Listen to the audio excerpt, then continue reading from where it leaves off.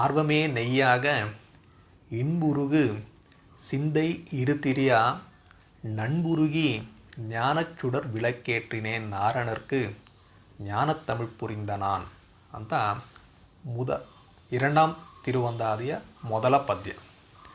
ಇದರ ಅರ್ಥ ಏನು ಅಂದರೆ,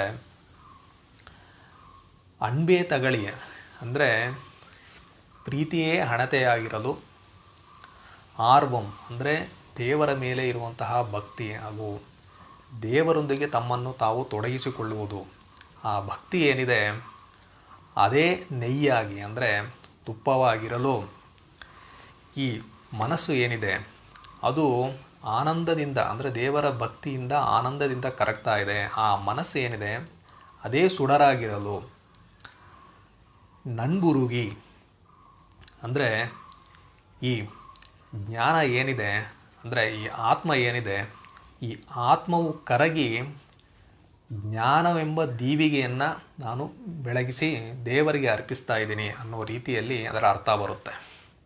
ಇದು ಎರಡಾಂ ತಿರುವಂದಾದಿಯ ಮೊದಲ ಪದ್ಯ.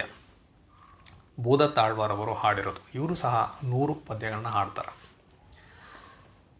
ಅದಾದ ಮೇಲೆ ಪೊಯ್ಹೆ ಆಳ್ವಾರ್ ಅವರು 3ನೇ ತಿರುವಂದಾದಿ ಹಾಡ್ತಾರೆ ಅನ್ನೋ ರೀತಿಯಲ್ಲಿ ಆ ಕತೆ ಮುಗಿಯುತ್ತೆ.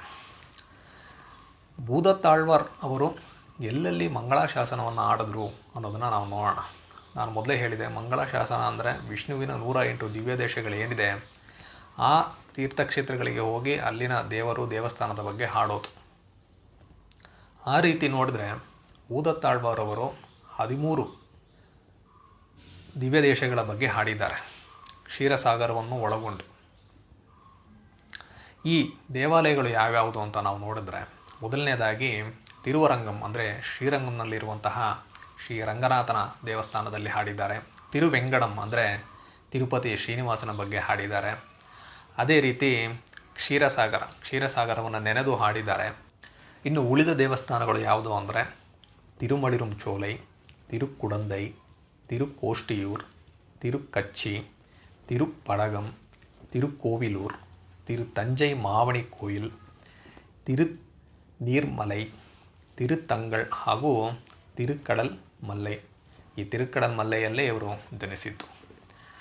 ಈ ತೀರ್ಥಕ್ಷೇತ್ರಗಳೆಲ್ಲ ಇವರು ಮಂಗಳಾಶಾಸನವನ್ನು ಹಾಡಿದ್ದಾರೆ.